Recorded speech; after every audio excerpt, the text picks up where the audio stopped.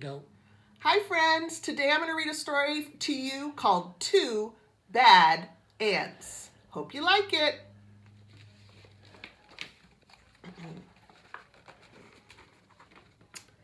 The news traveled swiftly through the tunnels of the ant world. A scout had returned with a remarkable discovery, a beautiful sparkling crystal. When the scout presented the crystal to the ant queen, she took a small bite, then quickly ate the entire thing. She deemed it the most delicious food she had ever eaten.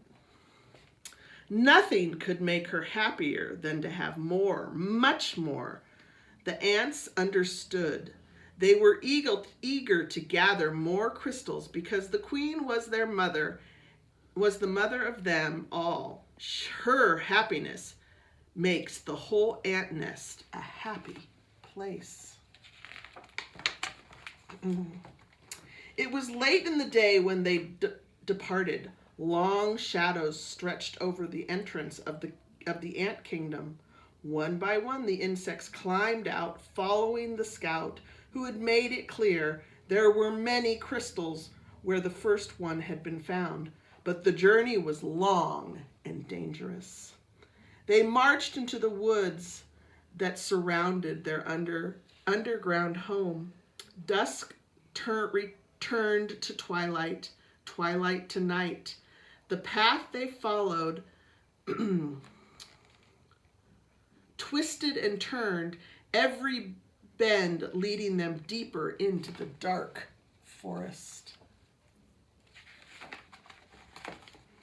More than once, the line of ants stopped and anxiously listened for the sounds of hungry spiders, but all they heard were the calls of crickets echoing through the woods like a distant thunder.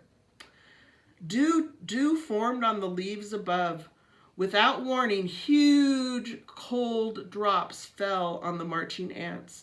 A firefly passed overhead. That, for an instant, lit up the woods with a brilliant flash of blue-green light.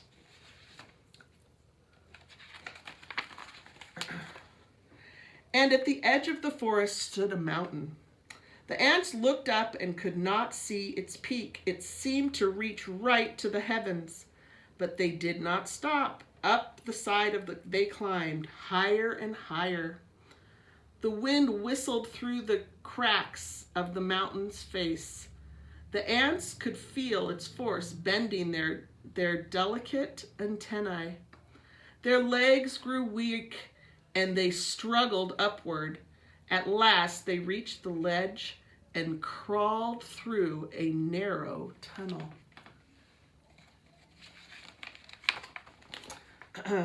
When the ants came out of the tunnel, they found themselves in a strange world. Smells they had known for all their lives, smells of dirt and grass and rotting plants, had vanished. There was no more wind, and most puzzling of all, it seems that the sky was gone. They crossed smooth, shiny surfaces, then followed the scout up a glass-curved wall.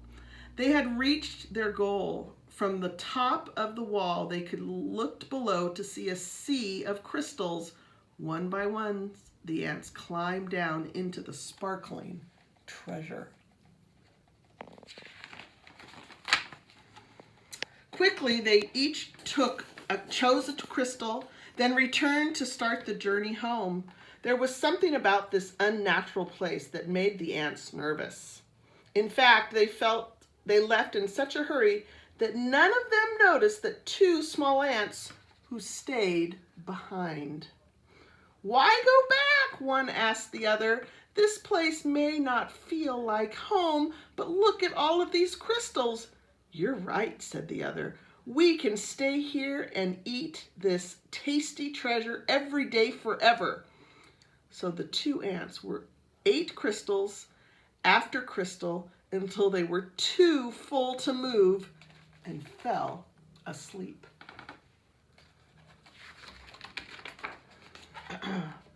Daylight came. The sleeping ants were unaware the changes taking place in their new-found home. A giant silver scoop hovered above them, then plunged deep into the crystals. It shoveled up both ants and crystals and carried them high into the air. The ants were wide awake when the scoop turned, dropping them from a frightening height.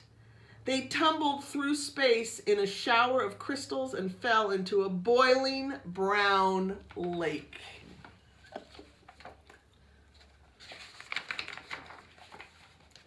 Then the giant scoop stirred violently back and forth. Crashing waves fell over the ants. They paddled hard to keep their tiny heads above the water, but the scoop kept spinning the hot brown liquid. Around and around it went, causing a whirlpool that sucked the ants deeper and deeper.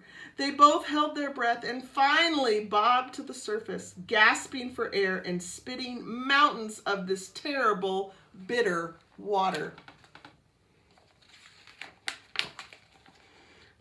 Then the lake tilted and began to empty into a cave. The ants could hear the rushing water and felt themselves pulled towards the pitch black hole. Suddenly the cave disappeared and the lake became calm.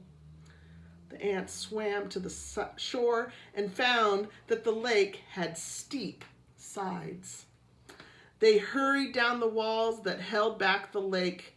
The frightened insects looked for a place to hide, worried that the giant scoop might shovel them up again. Close by, they found a huge round disc with holes that could neatly hide them. But as soon as they had climbed inside, their hiding place was lifted, tilted, and lowered into a dark space. When the ants climbed out of the holes, they were surrounded by a strange red glow. It seemed to them that every second the temperature was rising. It soon became so unbearable that they thought surely they would be cooked. But suddenly the disc they were standing on rocketed upward, and the two hot ants, went flying through the air. They landed near what seemed to be a fountain, a waterfall pouring from a silver tube. Both ants had a powerful thirst and longed to dip their feverish heads into the refreshing water. They quickly climbed along the tube. As they got closer to the rushing water, the ants felt a cold spray. They tightly gripped the shiny surface of the fountain and slowly lowered their heads into the falling stream. But the force of the water was much too strong. The tiny insects were pulled off the fountain and plunged into the wet, dark chamber. They landed on half-eaten fruit and other soggy things. Suddenly the air was filled with loud, frightening sounds. The chamber began to spin. The ants were caught in a whirlwind storm of shredding food and spinning rain. Then just as quickly as it started, the noise and spinning stopped. Bruised and dizzy, the ants climbed out of the chamber.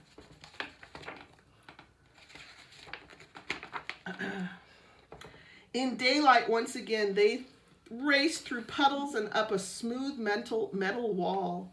In the distance, they saw something comforting. Two long, narrow holes that reminded them of the warmth and safety of their old underground home. They climbed up into the dark openings.